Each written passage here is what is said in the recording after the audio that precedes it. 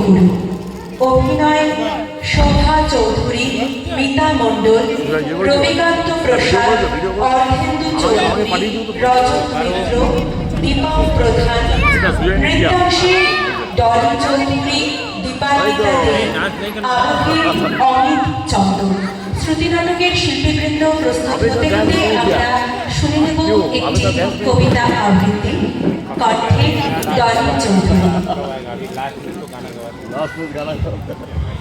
আজ 25শে বৈশাখ, আমার প্রাণের ঠাকুরের শুভ জন্মদিন। তার জন্মদিন উপলক্ষে তার কবিতা দিয়ে তাকে পুষ্পাঞ্জলি। অনির্বাণ ঘোষের লেখা মাথার উপর জ্বলেছে নবী।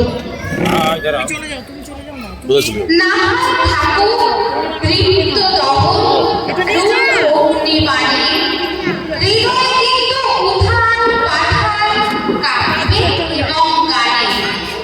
বুকের মধ্যে মুগ্ধ সুরের ঝর্ণা ধারা ঝরে, বসে মানে রবীন্দ্রনাথ অন্তরে অন্তরে।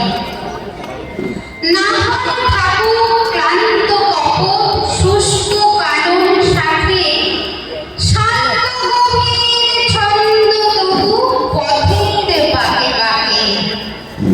আমরা নতুন পথ খুঁজে পাই গানের সুরে সুরে, কারণ রবীন্দ্রনাথ ঠাকুর থাকেন যষ্টি যুগে। না হয় আসুক আশার বহু যুগের ওপার হতে, ভাবনা তখন যায় হারিয়ে পথ ভেসে যায় স্রোতে। তখন গোপন উদাস মনে ঝঙ্কৃত কিঙ্কিণী, বর্ষা মানে রবীন্দ্রনাথ, আশার মানে তিনি। স্তব্ধ রাতে শ্রাবণ ধারা যখন ঝরে পড়ে, বুকের মধ্যে রবীন্দ্রনাথ তখনও গুঞ্জরে। শ্রাবণ ঘন গহন মোহে গোপন চরণ ফেলে, হয়তো কবি নিজেই এসে সুর দিয়ে যান ফেলে।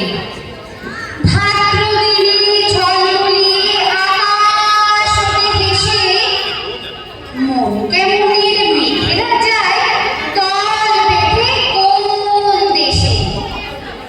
ঠিক বুঝি না কখন যেন রবীন্দ্র সঙ্গীতে উতাল হাওয়া লাগলো আমার গানের তরণীতে। যে গান বাজে পশ্চিমে আর যে গান বাজে পূবে, গানের বাণী হিয়ার মাঝে নীরবে যায় ডুবে।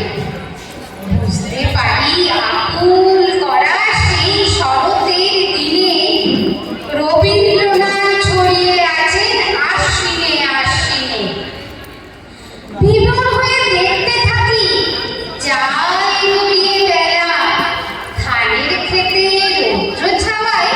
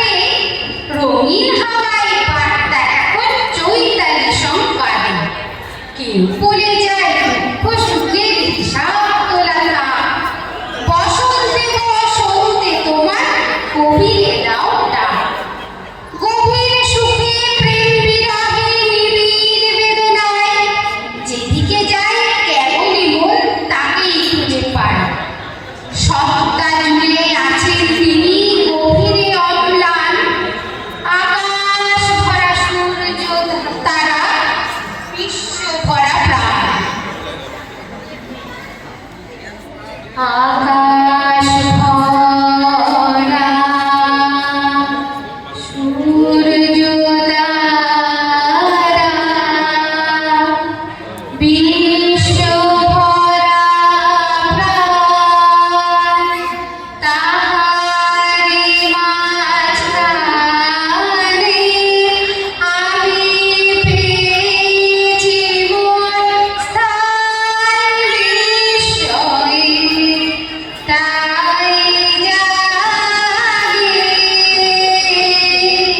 জাগে আমার গান আকাশ ভরা। নমস্কার। আমার প্রাণীর মানুষ আছে প্রাণী, তাই মেরে তাই সকল খানে। কবিগুরু ছড়িয়ে আছে, তার সৃষ্টি ছড়িয়ে আছে আমাদের প্রতিটি আবেগে, প্রতিটি ভালোবাসায়, প্রতিটি বেদনায়, প্রতিটি চোখের জলে, প্রতিটি আলিঙ্গনে। তার এই যাত্রা চিরন্তন। এখন